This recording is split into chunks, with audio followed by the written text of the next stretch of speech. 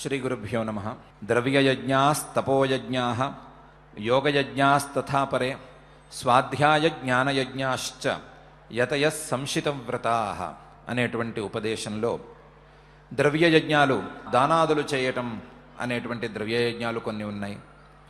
తపస్సును చేసుకుంటూ మౌనాది తపస్సులు చేసుకుంటూ ఉండేటువంటి తపోయజ్ఞాలు కొన్ని ఉన్నాయి. యోగయజ్ఞాలు అష్టాంగ సహితమైనటువంటి యోగాన్ని సాధించుకునేటువంటి అభ్యాసాలు కొన్ని ఉన్నాయి. అవన్నీ కూడా యజ్ఞరూపాలే. అదేవిధంగా మోక్షశాస్త్రాన్ని అధ్యయనం చేయటం, ఆ మోక్షశాస్త్రం యొక్క అర్థాన్ని మనసుకు హత్తించుకునేటువంటి ప్రయత్నం చేయటం అనేటువంటి స్వాధ్యాయ జ్ఞాన యజ్ఞాలు కూడా ఉన్నాయి. ఈ యజ్ఞాలు చేసేటువంటి ద్రవ్యయజ్ఞా తపోయజ్ఞా యోగయజ్ఞా స్వాధ్యాయ జ్ఞాన యజ్ఞా అనేటువంటి చాలామంది మహానుభావులు ఉన్నారు. వీరందరూ నిరంతర ప్రయత్నశీలతతో నిరంతరం వారి వారి నియమాలను తీక్ష్ణం చేసుకుంటూ వారి వారి నియమాలకు పదును పెట్టుకుంటూ ఆ పదును పెట్టినటువంటి నియమాలతో ఈ యజ్ఞాలను ఆచరించుకుంటూ వారి యొక్క మనస్సును శుభ్రం చేసుకుంటూ తత్వజ్ఞానం వైపుకు పయనిస్తూ ఉన్నారు. వీరందరికీ కూడా తత్వజ్ఞాన మార్గంలోకి ప్రవేశం త్వరలోనే సిద్ధిస్తుంది అనేటువంటి సూచనను చేశాడు. ఆ సూచనతో భాగంగా తత్వజ్ఞాన మార్గంలో ప్రధానంగా భావించేటువంటి ఒక ప్రాణాయామ యజ్ఞాన్ని గురించి పై శ్లోకాలలో పరమాత్మ ప్రస్తావన చేయబోతున్నాడు. ఆ ప్రస్తావనలో భాగంగా మొదలు అపానే జుహ్వతి ప్రాణం ప్రాణే పానం ప్రజుహ్వతి ప్రాణాపానగతిరుద్ధ్వా ప్రాణాయామ పరాయణా అనేటువంటి శ్లోకంలో అపానంలో అంటే మనం లోపలకు తీసుకునేటువంటి గాలిలో, ప్రాణం అంటే బయటకు విడిచిపెట్టేటువంటి గాలిని హోమం చేసేస్తారు. అదేవిధంగా బయటకు విడిచిపెట్టేటువంటి గాలిలో, ప్రాణంలో అపానాన్ని అంటే లోపలకు తీసుకునేటువంటి గాలిని హోమం చేసేస్తారు.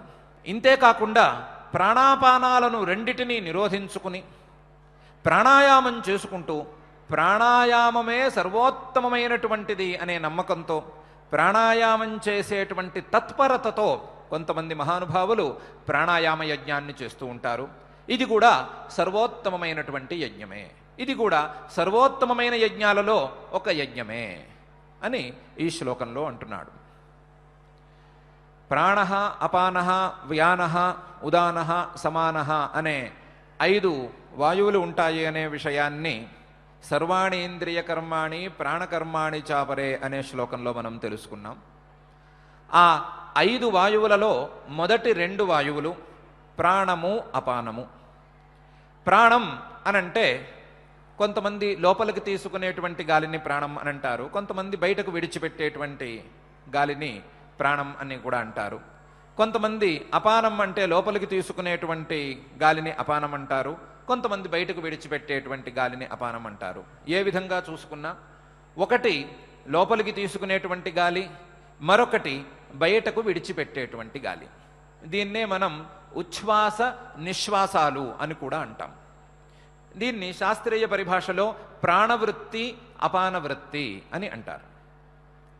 ఈ ప్రాణవృత్తి అపానవృత్తి నిరంతరం సాగుతూ ఉన్నప్పుడు మాత్రమే మనం జీవించి ఉంటాం అని ఒక సాధారణమైనటువంటి నమ్మకం. ఈ ప్రాణాపానాలు ఉచ్ఛ్వాస నిశ్వాసాలు లేదా శ్వాస ప్రశ్వాసాలు గనక ఆగిపోతే, నిలిచిపోతే మన ప్రాణం పోయినట్లు అని చాలామంది భావిస్తూ ఉంటాం. కాకపోతే ఈ రకమైనటువంటి విషయం ఎంతో కొంత నిజమైనా సరే దీనిని అభ్యాసంతో గనక నిలుపుకోగలిగితే, సరి అయిన సక్రమమైన దారిలో వెళ్ళేటువంటి అభ్యాసంతో, సద్గురువు యొక్క నిరంతర వీక్షణలో అభ్యాసంతో గనక ఈ ప్రాణాపానాలని ఆపుకోగలిగితే, లోపలికి తీసుకునే గాలిని అలాగే బయటకు విడిచిపెట్టే గాలిని ఆ క్రియలను గనక సరి అయిన రీతిలో ఆపుకోగలిగితే, ఆ ఆపుకోగలగటాన్ని ప్రాణాయామం అని స్థూలంగా మనం అనుకోవచ్చు. ప్రాణాయామం ప్రాణాపానాలను నిరోధించుకోవటం, సరి అయిన రీతిలో, ఇష్టం వచ్చినట్టు కాదు, మనం అనుకునేటువంటి బ్రీతింగ్ ఎక్సర్సైజ్తో కాదు, దాన్ని మించినటువంటి సాధనతో సద్గురువుల యొక్క పర్యవేక్షణలో జరిగేటువంటి అభ్యాసంతో ప్రాణాపానాలను నిరోధించుకోవటాన్ని ప్రాణాయామం అని అంటారని స్థూలంగా అనుకోవచ్చు. ఈ ప్రాణాయామం 3 రకాలుగా ఉంటుంది. ఒకటి పూరకం, రెండవది రేచకం, మూడవది కుంభకం అని. పూరకం అంటే లోపలకు తీసుకున్నటువంటి గాలిని బయటకు విడిచిపెట్టకుండా అలాగే కాసేపు అట్టి పెట్టుకోగలగటం. దానికి నియతమైన సమయం, నియతమైన రీతి, నియతమైన అభ్యాసం ఉంటుంది అనే విషయం మళ్ళీ గుర్తు చేసుకోవాలి. లోపలకు తీసుకున్న గాలిని వెంటనే విడిచిపెట్టకుండా లోపలకు జాగ్రత్తగా తీసుకున్నటువంటి గాలిని కొంచెం సేపు లోపల అట్టిపెట్టగలగటం, దీనిని పూరకం అని అంటారు. పూరించటం అనే అర్థం వచ్చేస్తోంది శబ్దంతోనే. ఆ పూరక ప్రాణాయామం అనే దాన్ని పరమాత్మ అపానే జుహ్వతి ప్రాణం అనే మొదటి పాదంలో సూచన చేస్తున్నాడు. అపానే జుహ్వతి ప్రాణం అనటం ద్వారా లోపలకు గాలి తీసుకుంటున్నాడు, కానీ బయటకు విడిచిపెట్టడం లేదు. తన లోపలకు తీసుకున్నటువంటి గాలిని ఆ బయటకు విడిచిపెట్టవలసినటువంటి అపాన వృత్తిలో హోమం చేస్తున్నట్లుగా ఉన్నాడు, లేదా ఆ అపాన వృత్తిని స్థిరంగా ఉంచేస్తున్నాడు, అపాన వృత్తిని బయటకు తీసుకురావటం లేదు. దీన్ని పూరకం అనేటువంటి ప్రాణాయామం అంటారు. ఆ పూరక ప్రాణాయామం కూడా ఒక యజ్ఞమే. అపానే జుహ్వతి ప్రాణం. రెండవది రేచక ప్రాణాయామం. రేచక ప్రాణాయామం అంటే లోపలికి తీసుకున్నటువంటి గాలిని బయటకు విడిచిపెట్టడం. అది మనము చేస్తాము, చేయమని కాదు, కానీ ఒక నిర్దిష్టమైన ప్రణాళికతో విడిచిపెట్టడం. ఆ నిర్దిష్టమైన ప్రణాళికతో తీసుకున్న గాలి కంటే ఎక్కువ గాలిని బయటకు విడిచిపెట్టడం, ఎక్కువసేపు. దానికి కొలతలు, సంఖ్యా నియమము, అలాగే కాల నియమం, ఇలాంటివి చాలా విషయాలున్నాయి. వీటన్నిటితో ఆ గాలిని బయటకు విడిచిపెట్టడం అనేదాన్ని స్థూలంగా మనం రేచక ప్రాణాయామం అని అనవచ్చు. ఆ రేచక ప్రాణాయామాన్ని రెండవ పాదంలో ప్రాణేపానం తథాపరే లేదా ప్రాణేపానం ప్రజుహ్వతి అనే రెండవ పాదంలో పరమాత్మ చెప్తున్నాడు. ఈ రేచక ప్రాణాయామంలో కేవలం బయటకు విడిచిపెట్టడమే ఉంటుంది, ఎక్కువసేపు లోపలకు తీసుకోవటం ఉండటం లేదు. కాబట్టి ఆ లోపలకు తీసుకునేటువంటి గాలిలో ఈ బయటకు విడిచిపెట్టుతున్న గాలిని హోమం చేస్తున్నట్టుంది కాబట్టి ఇది కూడా ఒక యజ్ఞమే. రేచక ప్రాణాయామం కూడా ఒక యజ్ఞమే అని పరమాత్మ రెండవ పాదంలో అంటున్నాడు. ఈ పూరక ప్రాణాయామం చేసినప్పుడు కానీ రేచక ప్రాణాయామం చేసినప్పుడు కానీ తెలియకుండానే దానితో పాటుగా కొంచెం సేపు గాలిని అట్టి పెట్టుకోవాల్సిన పరిస్థితి వస్తుంది. కొంచెం సేపు గాలిక అలాగే స్థిరంగా ఉంటుంది. బాగా లోపలికి తీసుకున్న తర్వాత కొంచెం సేపు ఆ గాలి స్థిరంగా ఉంటుంది. ఆ స్థిరంగా ఉండేటువంటి గాలిని, లోపలకు తీసుకున్న గాలిని కాసేపు స్థిరంగా ఉంచుకోవటాన్ని అంతఃకుంభక ప్రాణాయామం అని అంటారు. అంతఃకుంభకం అని దాని పేరు. అలాగే బయటకు విడిచిపెట్టేటప్పుడు విడిచిపెడుతూనే ఉండటము, ఆ లోపలికి తీసుకోవటాన్ని కాసేపు ఆపటం అనేది సహజంగా సాధించవలసి వస్తుంది. ఆ సాధించినటువంటి ఆ ప్రాణాయామాన్ని లేదా ఆ స్థితిని బహిఃకుంభకం అని అంటారు. అంతఃకుంభకం, బహిఃకుంభకం అంటే పూరక ప్రాణాయామం చేసిన తరువాత వచ్చేటువంటి అంతఃకుంభకం, రేచక ప్రాణాయామం చేసిన తర్వాత వచ్చేటువంటి బహిఃకుంభకం. ఈ రెండు కుంభకాలను బాహ్యాభ్యంతర కుంభకాలు అనే పేరుతో ప్రాణాయామం కింద భావిస్తారు. ఇది రేచక అవినాభూతం లేదా పూరక అవినాభూతం.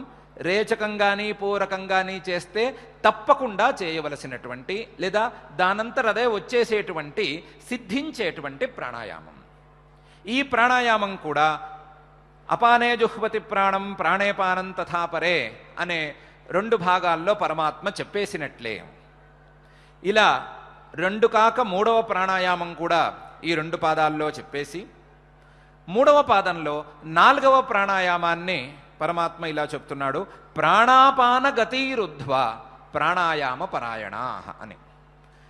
ఇలా కేవలం లోపలికి తీసుకున్న గాలిని అట్టిపెట్టుకోవడం కానీ లేదా అట్టిపెట్టుకున్న గాలిని విడిచిపెట్టేస్తూ ఉండటం కానీ అనే పూరక రేచక ప్రాణాయామాలు, దాంతోపాటు వచ్చేటువంటి అంతఃకుంభక బహిఃకుంభకాలు కాకుండా ఇటు ప్రాణాన్ని కానీ అపానాన్ని కానీ రెండిటినీ చేయకుండా, లోపలకు ఏ విధమైన గాలి తీసుకోకుండా, బయటకు ఏ గాలి విడిచిపెట్టకుండా కాసేపు ఆయా నిర్దిష్టమైన విధానాలలో చేసేటువంటి ప్రాణాయామాన్ని కుంభక ప్రాణాయామం అని అంటారు.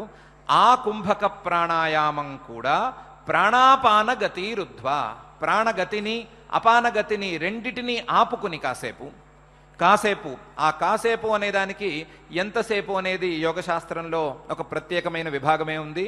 ఆ విభాగం ప్రకారం కాసేపు ఆ ప్రాణాపానాలను ఆపుకుని గాలిని స్థిరంగా ఉంచటం, మనం లోపలకు తీసుకునేటువంటి వాయువును స్థిరంగా ఉంచటం అనే కుంభక ప్రాణాయామాన్ని కూడా మహాయజ్ఞం అనే అనుకోవాలి. ప్రాణాపాన గతిరుద్ధ్వా, ఇలా రేచక ప్రాణాయామాన్ని, పూరక ప్రాణాయామాన్ని, అంతఃకుంభకాన్ని, బహిఃకుంభకాన్ని, కుంభకాన్ని కూడా ప్రాణాయామ పరాయణాః, నిరంతరం ప్రాణాయామం చేసేటువంటి లక్షణం కలిగిన వారు, ప్రాణాయామమే సర్వోత్తమమైనటువంటి యజ్ఞం అని భావించేటువంటి మహానుభావులు చాలా శ్రద్ధగా చేస్తూ ఉంటారు. ఈ ప్రాణాయామ పరాయణులైనటువంటి వారు చేసేది యజ్ఞమే. ఇది కూడా ఒక యజ్ఞమే, యజ్ఞం కాక మరి ఒకటి కాదు. బాహ్యమైనటువంటి వస్తువులతో చేసేటువంటి ద్రవ్యయజ్ఞాలు, తపోయజ్ఞాలు ఇవన్నీ కాక, ఏ సాధనము యొక్క అపేక్ష లేకుండా, ఏ సాధనాన్ని ఆశ్రయించకుండా, కేవలం సాధకుడు తన శరీరంలో ఉండేటువంటి వాయువును మాత్రమే ఆధారం చేసుకుని చేసేటువంటి మహాయజ్ఞం ఇది ప్రాణాయామ యజ్ఞం. ఇది కూడా మహాయజ్ఞం. దీంతో కూడా సాధకుడు సత్వశుద్ధిని పొందుతాడు, తత్వజ్ఞాన మార్గంలోకి ప్రవేశార్హతను పొందుతాడు అని పరమాత్మ ఈ శ్లోకంలో ఉదహరిస్తున్నాడు. అపానే జుహ్వతి ప్రాణం ప్రాణేపానం తథాపరే ప్రాణాపానగతిరుద్ధ్వా ప్రాణాయామ పరాయణా అని. అయితే ప్రాణాయామం మీద సాధారణమైనటువంటి పరిచయం లేని నాలాంటి కొంతమందికి ఇది కొంచెం విచిత్రంగా తోచవచ్చు. సహజంగా బయటికి వెళ్ళిపోయే గాలి, కావలసి వచ్చినప్పుడు లోపలికి తీసుకునే గాలి, లోపలికి తీసుకునేటప్పుడో లేదా బయటకు విడిచేటప్పుడో మధ్యలో వచ్చేటువంటి చిన్న అంతరం లేదా మధ్యలో వచ్చే చిన్న గ్యాప్, వీటికి ఒక పేర్లు పెట్టి, రేచకం, పూరకం, కుంభకం అనేటువంటి పేర్లు పెట్టి, ఆ పేర్లతో ప్రాణాయామం అని పేరు పెట్టి, ఆ ప్రాణాయామానికి ఒక యజ్ఞం అనే పేరు పెట్టి, ఆ యజ్ఞంతో చిత్తశుద్ధి ఏర్పడుతుంది అని, ఆ చిత్తశుద్ధితో తత్వజ్ఞానం కలుగుతుంది అని చెప్పుకోవటం సమంజసమేనా? లేదా ఇంత వివరం దీంట్లో ఉన్నదా అని సాధారణంగా సందేహం కలుగుతుంది. అయితే దానికి యోగశాస్త్రంలో చాలా నిర్దిష్టమైన సమాధానం చెప్తూ ఉంటారు. సాధారణంగా ఏ మానవుడికైనా తన వాయువు హృదయంలోకి వెళుతున్నట్లుగా ఒక అనుభవం కలుగుతూనే ఉంటుంది. లోపలికి తీసుకున్న వాయువు హృదయం దాకా వెళ్ళినట్టు అనుభవం కలుగుతుంది. దీర్ఘంగా గనక శ్వాస పీలిస్తే గుండెల నిండా గాలి పీల్చుకుని అని మనం ప్రయోగం చేస్తూనే ఉంటాం. అది అనుభవంలో ఉన్న విషయం. గుండెల నిండా గాలి చేరుతుంది. బయటకి విడిచిపెట్టేటప్పుడు మన ముక్కు దగ్గర నుండి 12 అంగుళాల వరకు మన గాలి ప్రసరించవచ్చు అని ఒక అంచనా. లోపలికి వెళ్ళే గాలి హృదయం వరకు వెళ్ళవచ్చు, బయటకు వచ్చే గాలి 12 అంగుళాల దూరం వరకు రావచ్చు. 12 అంగుళాలంటే ఇప్పుడు మనం టేపు పెట్టి గట్టిగా కొలవలేము, 12 అంగుళాలు వరకు రావచ్చు. కానీ దీన్ని సరిగ్గా గనక అభ్యాసం చేయగలిగితే, జాగ్రత్తగా దీన్ని సద్గురువు యొక్క పర్యవేక్షణలో అభ్యాసం చేయగలిగితే, హృదయం వరకు కాక, లోపలికి తీసుకునేటువంటి గాలి హృదయం వరకు మాత్రమే కాక నాభిస్థానం వరకు కూడా వెళుతున్న అనుభూతిని పొందవచ్చు. అంతేకాకుండా బయటకు విడిచిపెట్టే గాలిని 24 అంగుళాల వరకు, ఇంకా జాగ్రత్తగా సాధన చేసుకుంటే 26 అంగుళాల వరకు కూడా తీసుకువెళ్ళవచ్చు. 26 అంగుళాల వరకు కూడా ఆ గాలి ప్రసరిస్తున్నటువంటి అనుభూతిని మనం పొందవచ్చు. దానికి పరీక్షను కూడా చేసుకోవచ్చు అని వాళ్ళు చెప్పారు. చాలా తేలికగా ఉండేటువంటి ఈకల లాంటి పదార్థాలను ఉంచుకుంటే, సాధన చేసిన తర్వాత, చెయ్యక ముందు కాదు, ఈకల లాంటి పదార్థాన్ని 24 అంగుళాల దూరంలో ఉంచుకుని ఆ గాలిని బయటకు విడిచిపెట్టి అక్కడ ఆ ఈక కదులుతోందా లేదా అని పరీక్ష చేసి చూసుకోవచ్చు. లోపలకు తీసుకునేటప్పుడు గాలి హృదయం దాకా లేదా నాభి దాకా చేరుతోందా లేదా అని జాగ్రత్తగా అనుభవంతో గనక పరిశీలించుకుంటే ఒక చీమ పాకినంత ఒక సరళమైనటువంటి స్పర్శతో ఆ గాలి నాభిమండలాన్ని చేరుతోంది అనే అనుభూతిని పొందవచ్చు. ఇది సాధనతో మాత్రమే సాధ్యం. నాభి దాకా వాయువు వెళ్ళటం, నాభి నుండి బయలుదేరినటువంటి గాలి బయటకు వచ్చి 24 లేదా 26 అంగుళాల వరకు బయటికి రావటం అనేది కూడా జరుగుతుంది, జరగక ఏమీ లేదు, సాధనతో అన్నీ సాధ్యమే అని వారు చెప్తారు. ఇవి కాక లోపలికి తీసుకోవటం ఏమీ లేదు, బయటకు విడిచిపెట్టడం ఏమీ లేదు, గాలిని కేవలం గాలిని స్థిరంగా ఉంచుకోవటం, ఏ రకమైనటువంటి ఉచ్ఛ్వాస ప్రశ్వాసలను చేయకుండా జాగ్రత్తగా స్థిరంగా గాలిని ఉంచుకోవటం అనేది సాధ్యమేనా అంటే అది కూడా సాధ్యమే. అది కూడా సాధ్యమే. అది ఎలా సాధ్యమవుతుంది అనంటే తస్మిన్ సతి శ్వాస ప్రశ్వాసయో స్వాభావిక గతి విచ్ఛేద లక్షణ ప్రాణాయామ అనే యోగ సూత్రంలో ఇట్లా దానికి వివరణ ఇస్తున్నారు. ఇది ఎందుకు కుదరదు అని మీరు అనుకుంటున్నారు? కుంభకం అనేది లేదా ప్రాణాయామం లేదా వాయువు తీసుకోకుండా లేదా వాయువును విడిచిపెట్టకుండా ఉండటం అనేది కుదరదు అని ఎందుకు అనుకుంటున్నారు అంటే అనుకోవటంలో ఉండేటువంటి ప్రాథమిక కారణం సరి అయినదే. ఏమిటి? వాయువు యొక్క లక్షణం సహజంగా నిరంతరం పరిభ్రమిస్తూ ఉండటం. వాయువు యొక్క మరొక పేరు సదాగతి అని, ఎప్పుడూ చలనంతోనే ఉండటం, ఎప్పుడూ కదులుతూనే ఉండటం అనేది వాయువు యొక్క లక్షణం. స్వాభావికంగానే ఈ గతి వాయువుకు ఉండనే ఉంటుంది. అందువలనే వాయువు లోపలికి వెళ్ళటం, లోపలికి వెళ్ళిన వాయువు మరింత వేగంలో బయటికి వచ్చేయటం అనే శ్వాస ప్రశ్వాస కార్యాలు నిరంతరం జరుగుతూనే ఉంటాయి. అది వాస్తవమే. కానీ స్థిర సుఖమాసనం అనే యోగ సూత్రంలో చెప్పినటువంటి ఆసన సిద్ధిని గనక సాధించినట్లయితే, ఆసన సిద్ధితో సద్గురువుల యొక్క పర్యవేక్షణలో గనక జాగ్రత్తగా అభ్యాసం చేసుకున్నట్లయితే ఈ స్వాభావికమైన వాయువు యొక్క గతిని ఆపగలిగే సామర్థ్యం వస్తుంది. ఆ గతిని విచ్ఛిన్నం చేసేటువంటి శక్తి వస్తుంది. ఆ గతి విచ్ఛేదాన్నే ప్రాణాయామం అని అంటారు. ఆ గతి విచ్ఛేదం అంటే లోపలికి వెళ్ళిన గాలిని బయటికి రాకుండా అట్టి పెట్టడం అనే పూరకమైనా కావచ్చు, బయటకు వెళ్లే గాలిని మళ్ళీ లోపలికి తీసుకోకుండా ఉండటం అనేటువంటి రేచకమైనా కావచ్చు. ఇవేమీ లేకుండా ప్రాణాపానాలు రెండూ లేకుండా కేవలం మధ్యలో స్థిరంగా ఉంచటం అనే కుంభకమైనా కావచ్చు. 3 రకాల ప్రాణాయామాలు సాధ్యమే. అందులోనూ కుంభకం తప్పకుండా సాధ్యమే. కుంభక ప్రాణాయామం అనేది సాధ్యమే అని అంటారు. కాకపోతే ఆ కుంభక ప్రాణాయామం ఎవరు పడితే వాళ్ళు చేయడానికి వీల్లేదు, ఎలా పడితే అలా చేయడానికి వీల్లేదు. చాలా జాగ్రత్తగా సద్గురువుల యొక్క పర్యవేక్షణలో మాత్రమే అది జరగాలి. ఆ సద్గురువుల యొక్క అనుగ్రహం కోసం సాధకులు నిరంతరం పరిభ్రమిస్తూ ఉండాలి. ఇంతేకాదు దానికి యోగశాస్త్రంలో చెప్పినటువంటి అనేక నియమాలను పాటించాలి. చాలా కష్టమైన నియమం ఒకటి ఉంది. యోగం సిద్ధించాలి, ప్రాణాయామం సిద్ధించాలి అంటే అసత్యం ఆడరాదు, సత్యమే పలకాలి. ఇది కష్టమైన నియమం కాబట్టి ఈ నియమం సాధించుకున్న తరువాత, ఆసన సిద్ధి వచ్చిన తరువాత, సద్గురువుల యొక్క అనుగ్రహం పొందిన తరువాత ప్రాణాయామం ఎవరికైనా సిద్ధిస్తుంది. ఎవరికైనా సరే అందేటువంటిది ప్రాణాయామం అని యోగశాస్త్రంలో చెప్తారు. ఇంకా చాలా నియమాలు ప్రాణాయామానికి సంబంధించి ఉన్నాయి. ఆ నియమాలతో ప్రాణాయామాన్ని సాధించటం, ఆ ప్రాణాయామాన్ని సాధించటం అనేది ఓ మహాయజ్ఞం అని పరమాత్మ మనకు చెప్తున్నాడు. ఆ ప్రాణాయామం గురించిన ఒక ఉదాహరణ యోగశాస్త్రంలో ఇలా చెప్తారు. బాగా కాలిన పెనం మీద గనక మనం ఒక చుక్క నీరు పోస్తే, ఒకే ఒక్క చుక్క నీరు పోస్తే, మన కంటి ఎదురుకుండానే మనం చూస్తూ ఉండగానే ఆ చుక్క ఎగురుతూ ఎగురుతూ ఎగురుతూ కొద్ది కొద్దిగా ఆవిరైపోతూ ఏమీ లేకుండా, ఏ రకమైన శబ్దం లేకుండా, కదలిక లేకుండా ఉండిపోతుంది. చుక్కే ఉండదు. అట్లాగే ఆ ఎగురు దిగులు లేకుండా, శ్వాస ప్రశ్వాసలు లేకుండా స్థిరంగా ఉండేటువంటి స్థితిని, కుంభకాన్ని సాధనతో తప్పకుండా సాధించవచ్చు.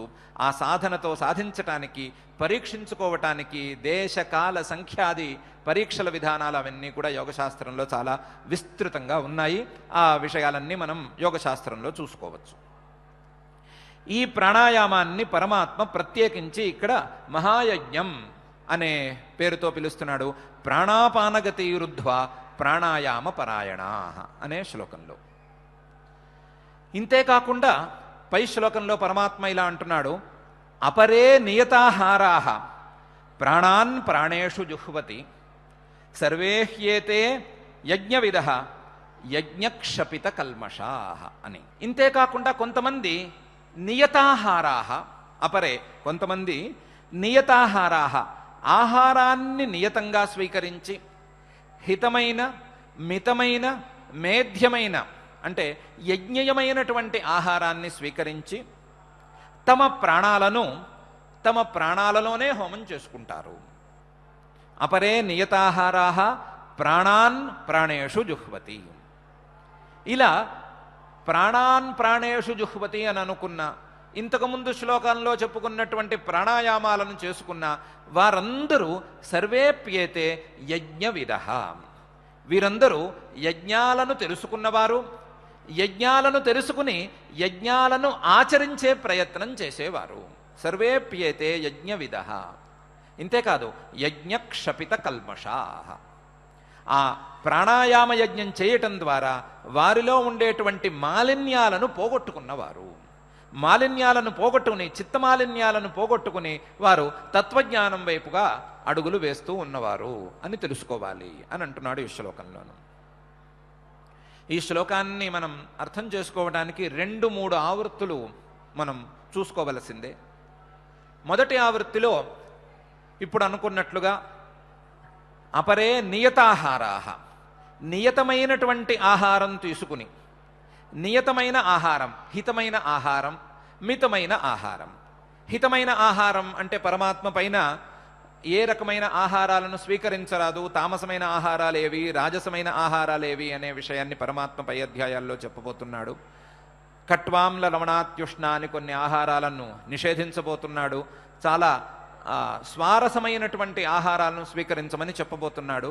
అటువంటి హితమైన ఆహారం, ఆ ఆహారం మితంగా ఉండాలి అనే రెండో నియమాన్ని కూడా పరమాత్మ పైన చెప్పబోతున్నాడు. నాత్యశ్నతస్తు యోగోస్తి నచైకాంత మనశ్నతః అనే శ్లోకంలో హితమైన మితమైన ఆహారాన్ని స్వీకరించటం, అందులోనూ యోగశాస్త్రంలో చెప్పినట్లుగా అర్ధం సంవ్యంజనాన్నస్య తృతీయముదకస్య చ వాయు సంచరణార్థంతు చతుర్థం అవశేషయేత్ అనే రీతిలో మితంగా ఆహారాన్ని స్వీకరించటం.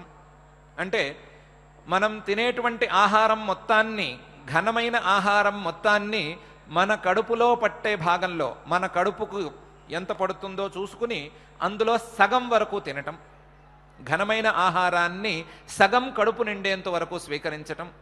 ఆ ఘనమైన ఆహారం కాక జలమయంగా లేదా జలాన్నే అక్కడ నుండి మరొక పావు భాగాన్ని పూరించటం, అంటే పావు భాగాన్ని జలంగా స్వీకరించటం, మిగతా పావు భాగాన్ని వాయు సంచరణార్థం, గాలి ఇటు అటు కాస్త తిరగటానికి వీలుగా వదిలిపెట్టేయటం అనేటువంటి రీతిలో గాలి కూడా జొరబడనంత ఆహారం స్వీకరించకుండా మన కడుపుకు పట్టే ఆహారంలో సగం, ఆ సగం కాక మరి ఒక పావు జలం, ఆ జలం కాక మిగతా మొత్తం వాయు సంచరణార్థం అనే రీతిలో గనక ఆహార సాధన, అది కూడా నిపుణుల పర్యవేక్షణలో సాధించుకున్నట్లయితే, ఆ మితమైన ఆహారం సిద్ధించినట్లయితే అది నియత ఆహారం అవుతుంది.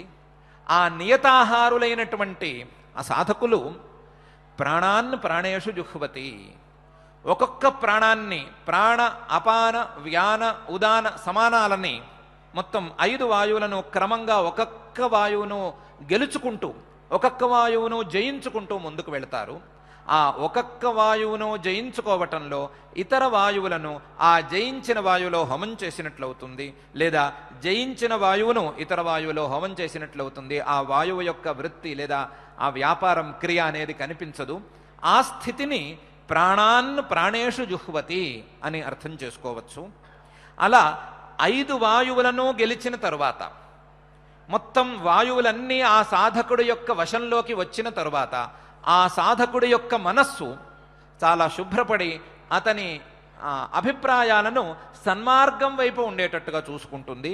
అలా చూసుకోవటం ద్వారా తత్వజ్ఞానం వైపుకు ఈ సాధన అతనిని దారి తీయిస్తుంది అనే విషయాన్ని పరమాత్మ ఇక్కడ చెప్తున్నాడు. అపరే నియతాహారాః ప్రాణాన్ ప్రాణేషు జుహ్వతి అని. ఇంతేకాదు సర్వేప్యేతే యజ్ఞవిదః యజ్ఞక్షపిత కల్మషాః.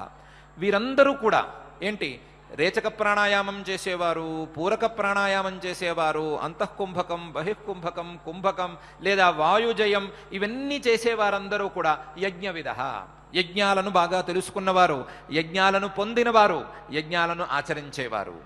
ఇంతేకాదు ఈ యజ్ఞాల వలన వీళ్లకు క్షపిత కల్మషాః, వారి యొక్క పాపాలు లేదా వారి యొక్క మనోమాలిన్యాలన్నీ పోయి వారు మనఃశుద్ధిని పొంది తత్వజ్ఞానం వైపుగా దారి తీస్తారు అని పరమాత్మే స్పష్టంగా పేర్కొంటున్నాడు. అయితే ఈ ప్రాణాయామం వలన ఏ రకమైనటువంటి మనఃశుద్ధి కలుగుతుంది, అసలు మనఃశుద్ధికి ప్రాణాయామానికి సంబంధం ఏమిటి అనే విషయం చాలామందికి సందేహాస్పదంగానే ఉంటుంది.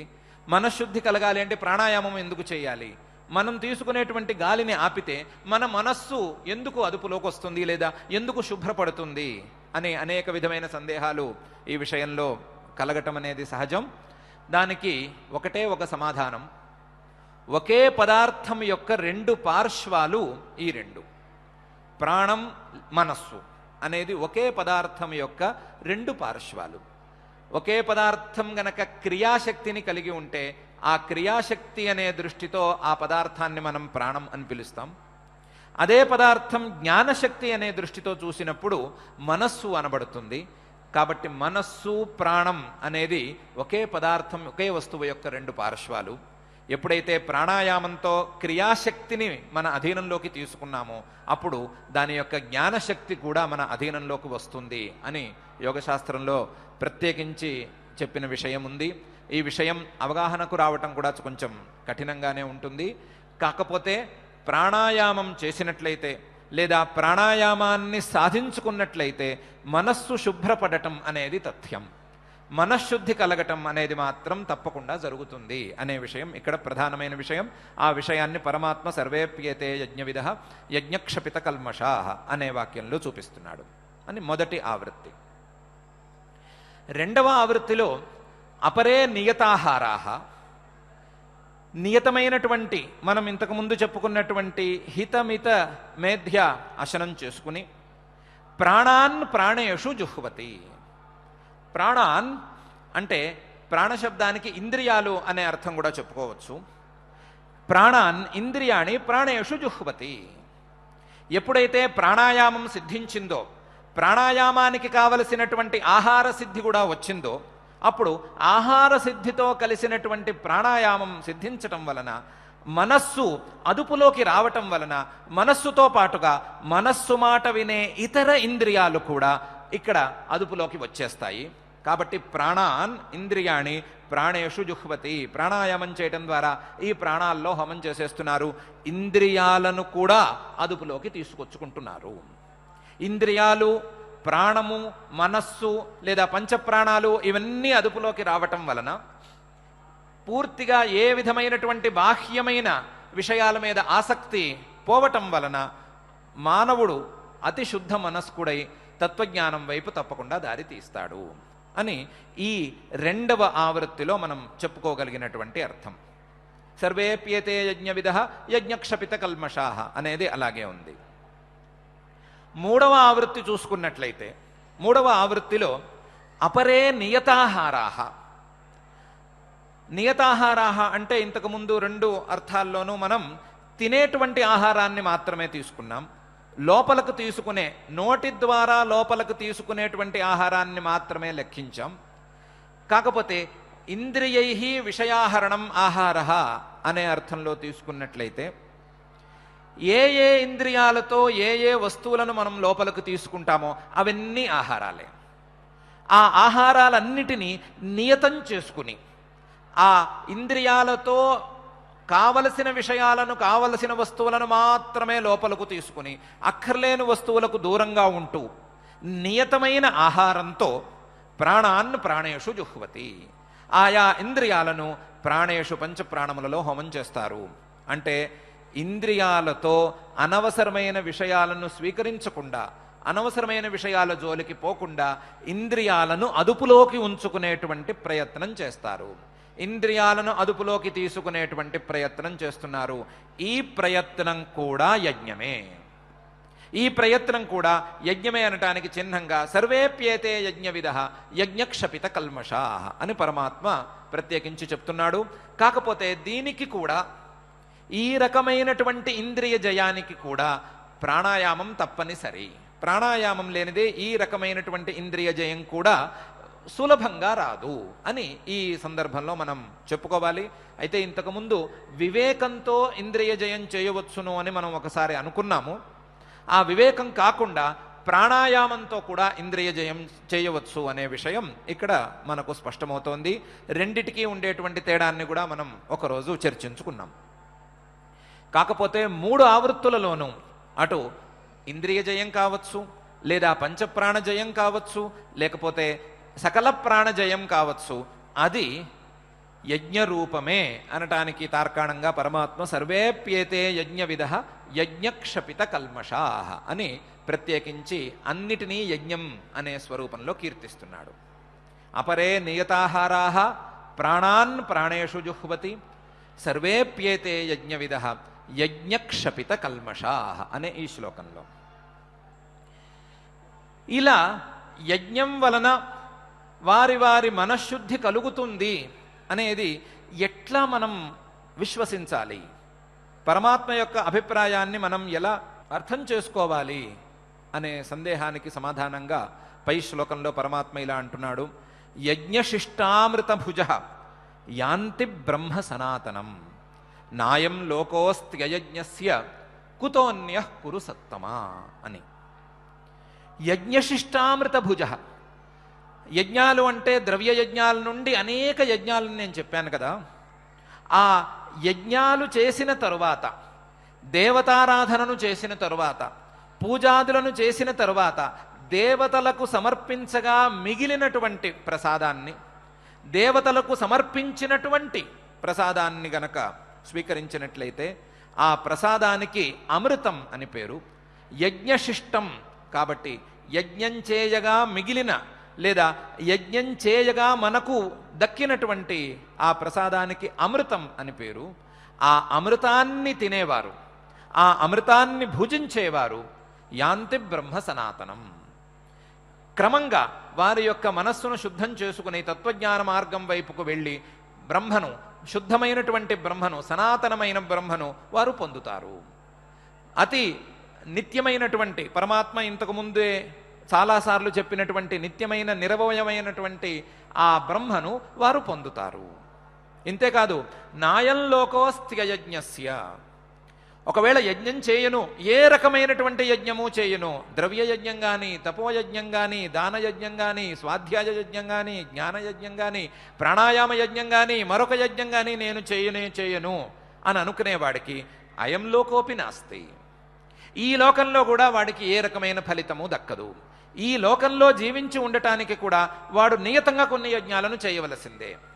ఆ యజ్ఞాలు అంటే తన కర్తవ్యం అనే ప్రాథమికమైన యజ్ఞమే కావచ్చు, పరమాత్మ చెప్పినటువంటి లోకోపకారకమైనటువంటి కర్మలు అనేటువంటి యజ్ఞమైనా కావచ్చు, దాన్ని మించిన దైవయజ్ఞాలు కావచ్చు, ద్రవ్య యజ్ఞాలు, ఏ రకమైన యజ్ఞాలు, చివరికి సద్గ్రంథ పఠనం అనేటువంటి యజ్ఞమైనా కావచ్చు, ప్రాణాయామం తన ప్రాణాలను తన అపాన వృత్తిని జాగ్రత్తగా నియంత్రించుకోవటం అనేటువంటి యజ్ఞమైనా కావచ్చు, ఏ యజ్ఞమైనా సరే చేయని వాడికి, ఈ యజ్ఞాల్లో ఏ యజ్ఞంతోనూ నాకు సంబంధం లేదు అనుకున్న వాడికి అయం లోకోపి నాస్తి, ఈ లోకమే లేదు అనుకున్న తర్వాత, ఈ లోకంలోనే సరి అయిన ఫలితం దక్కదు అనుకున్న తర్వాత పై లోకాల సంగతి ప్రత్యేకించి చెప్పనక్కర్లేదు.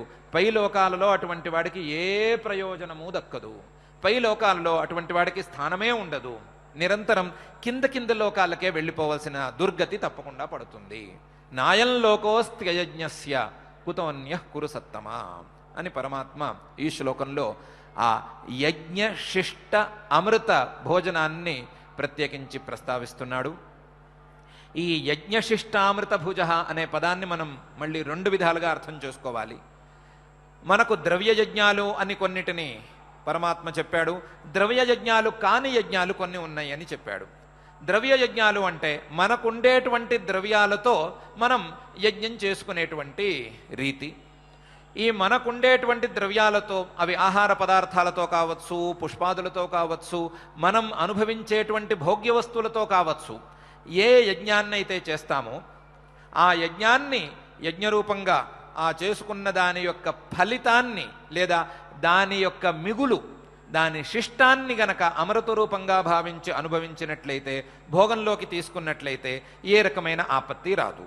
యజ్ఞశిష్టామృతభుజ యాంతి బ్రహ్మ సనాతనం అని ఒక అర్థం.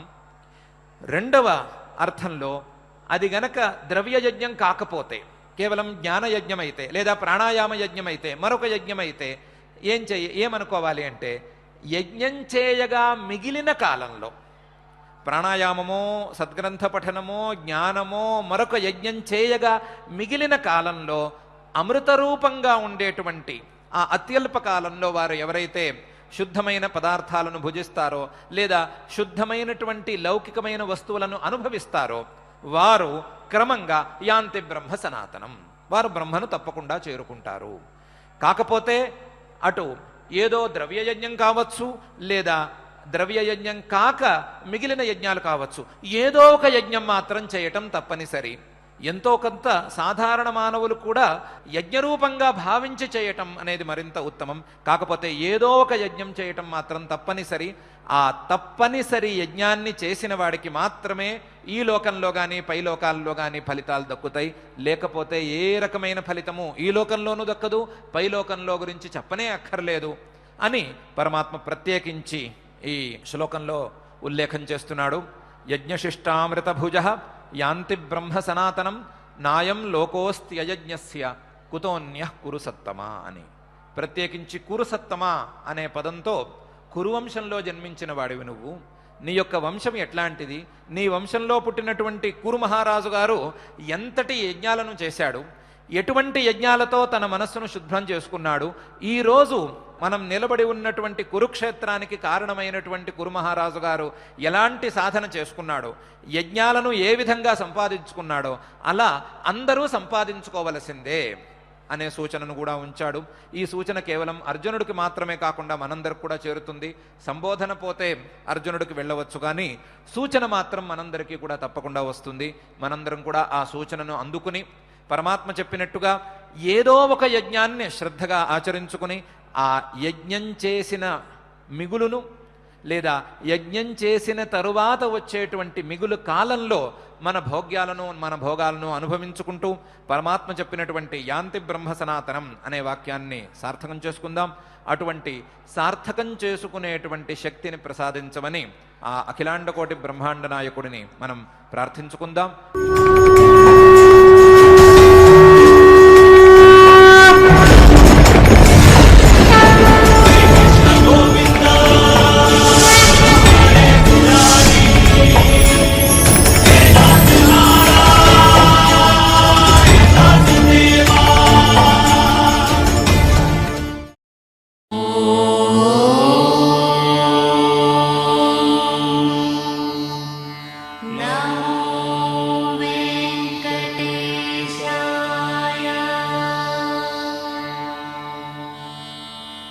Oh